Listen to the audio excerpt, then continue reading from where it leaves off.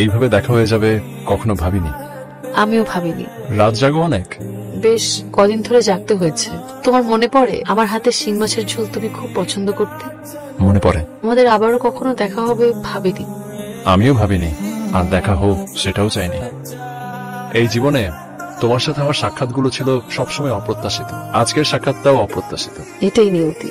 একটা কথা বলবে, তোমার কি আমার কথা একবার মনে পড়েনি? ডিভোর্সের পরে আমার বিয়ের খবর শুনে তোমার আমার প্রতি ঘৃণা জন্মেনি? ঘৃণা না, কষ্ট জন্মেছিল। কষ্টের প্রলেপ মনের দেয়ালে জমে অনুভূতি শূন্য হয়ে গিয়েছিল। জানো, এখন আর আমি বৃষ্টিতে ভিজি না, অথচ আমি ছিলাম বৃষ্টি বিলাসী। বৃষ্টি দেখলেই তোমার কথা খুব মনে পড়ে। তোমার নাটোরের বনলতা সেনকে নিয়ে সুন্দর একটা জীবন গড়ো। হয়তো জীবন গড়বে, তবে জানো, কিছু সম্পর্ক গড়ে ওঠে ভালোবাসার টানে, আর কিছু সম্পর্ক গড়ে ওঠে প্রয়োজনের টানে। হয়তো, তবে কিছু গড়া সম্পর্ক ভাঙে ইগোর টানে। তুমি কি শ্বশুর বাড়ি যাচ্ছ? না, জামিল চলে যাওয়ার পর থেকে আমি মায়ের কাছেই থাকি। দিনাজপুর যাচ্ছি একজন আত্মীয়র বাসায়।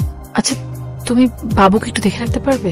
একটু ওয়াশরুমে যাব। হ্যাঁ, আমার কাছে দাও। এই যে এই যে কি, এই তো বাবা।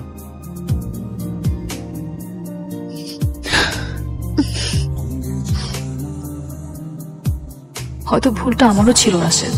সেদিন তোমার কথা মেনে নিলে রোহানের মতো একটা সন্তান তোমার থাকতো। তুমি তাকে পরম আদরে জড়িয়ে রাখতে, কিন্তু তুমিও তো এতটা চাপ সৃষ্টি না করলেও পারতে। জীবন কেন বহতা নদীর মতো এভাবে বাদ নিল?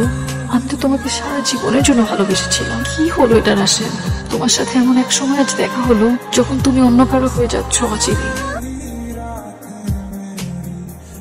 আচ্ছা, সরি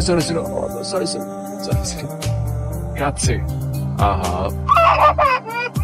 একটা কথা জিজ্ঞাসা করবো, জামিলের সঙ্গে তোমার বিয়েটা কিভাবে হলো? জামিল ছিল আমার বড় ভাইয়ের খুব কাছের ছোট ভাই। ও অবিবাহিত ছিল। একদিন বাসায় আমাকে দেখে সে তার মায়ের কাছে আমার কথা বলে। তার মা আমার বাসায় বিয়ের প্রস্তাব দেয়। একদিন হঠাৎ করে ভাই আমাকে জামিলের ব্যাপারে বলে। সারাদিন এভাবে মন খারাপ করে থাকিস কেন? আমি ঠিক আছি, আমাকে নিয়ে তোমাদের ভাবতে হবে না।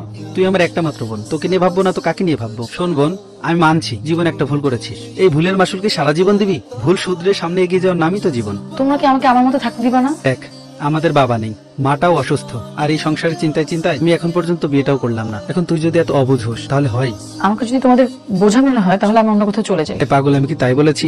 ভালো একটা প্রস্তাব এসেছে, ছেলেটা উচ্চ শিক্ষিত, ছেলেটা ভালো একটা জব করে, আরো কানাডায় চলে যাওয়ার চেষ্টা করতেছে। তোর সাথে বিয়ে হলে আশা করি তোরা সুখেই থাকবি। না ভাইয়া, আমি আমার ডিভোর্সের পরে মানসিকভাবে খুবই ভেঙে পড়েছি। এখন তো আমি অন্য কোনো বিয়ের সিদ্ধান্ত মাথায় নিতে পারবো না। তা ভাববি কেন? তোর সিদ্ধান্তে তুই বিয়ে করেছিলি, তোর সিদ্ধান্তে তুই রাশেদকে ডিভোর্স দিলি, আবার তোর সিদ্ধান্তে তুই বাচ্চাটাকে নষ্ট করলি। তোর চিন্তায় আমাদের কি অবস্থা হচ্ছে? আমার কথা বাদ দে, মায়ের দিকে তাকা। তোর টেনশন করতে করতে মা শুকিয়ে যাচ্ছে, সুস্থ হয়ে যাচ্ছে। আমরা তো কেউ তোর খারাপ চাই না রে। ডিভোর্সের পরে মেয়েরা হাতের পুতুল হয়ে যায়, ফ্যামিলির কথা না শুনলে হয়ে যায় বেয়াদব। তখন তাকে পুরনো সংসার নিয়ে ভুল ত্রুটির খোঁটা শুনতে হয়। ঠিক আছে, তোমরা যেটা সিদ্ধান্ত নিবা আমি সেটাই মেনে নিব। এরপর জিন্দা লাশ হয়ে বেঁচে থাকবো। জীবনকে অস্থিরতার মাঝে রেখো না। এবং নদীর মতো, সে আপন মনে তার গতি প্রকৃতি খুঁজে নেয়। আমার জীবনে এক গভীর শূন্যতা যা আমাকে একা থাকতে শেখায়। একাকিত্ব আমাকে বুঝতে শেখায়, ভাবতে শেখায়, মানতে শেখায়। নাটোর স্টেশন চলে আসবে কিছুক্ষণের মধ্যে, আমার নামতে হবে। নামতে তো হবেই। ভালো থেকো রাশেদ, খুব ভালো থেকো। তুমিও ভালো থেকো। আমি আসি। আর রোহান যখন বড় হবে ওকে আমার কথা বলো না কখনো। আসি। তোমার এই প্রস্থানে কি যেন একটা অজানা ব্যথা কাজ করছে।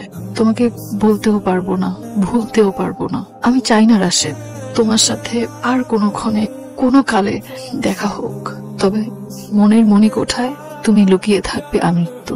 তোমার জন্য কেন জানি চিৎকার করে কাঁদতে ইচ্ছা করছে।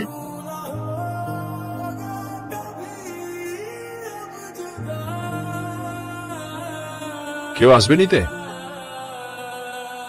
তুমি এখানে? তুমি না ওখানে নেমে গেলে? হ্যাঁ, নেমে গিয়েছিলাম, কিন্তু যেতে পারিনি। মনে হলো আমার সাথে তোমার আরো অনেক কথা বাকি, যেটা তুমি বলনি। হয়তো বলতে চাইনি। তুমি সুখী না রুহি? আমি সুখী, অনেক সুখী। আমি জানি তুমি মোটেও সুখী না, আর এই চরম সত্যটা তুমি বিগত 5 ঘন্টার জার্নিতে নানাভাবে লুকানোর চেষ্টা করেছো। হ্যাঁ, আমি সুখী না। এই সত্যটা জানি তোমার কি লাভ বল? লাভটা হলো আমি খুঁজে পেলি পতিত জীবনের কথিত প্রেম। তুমি তোমার পথে অন্য পথিক নিয়ে হাঁটো রাশেদ। সেটা সম্ভব না, তোমাকে পেয়ে আর হারাতে চাই না। আমাকে পাওয়ার কিচ্ছু নাই। রুহি নামক এক অস্তিত্বের ভগ্নাংশ দিয়ে তুমি কি করবে? মানে কি বলতে চাইছো?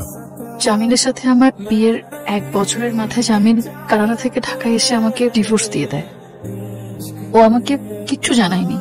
ভাগ্যের কি নির্মম পরিহাস দেখো। যে সন্তান আমি তোমার সংসারে থেকে নিতে চাইনি, সেই সন্তান জামিলের সংসারে হওয়ার পরও জামিল আমাকে ডিভোর্স দিয়ে চলে যায়। ও দেশে থাকা অবধি আমার প্রেগনেন্ট হওয়ার কোনো আলামত পাইনি বলে ও ভেবেছে রোহান আমার পাপের ফসল। তাই সে চুপচাপ ঢাকায় এসে আমাকে ডিভোর্স দিয়ে চলে যায়।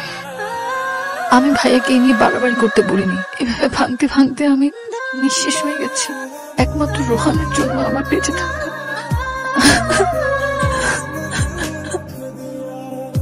রুহি, তুমি এটা কি করলে? will you marry me again, Rui? Will you love me again? Please.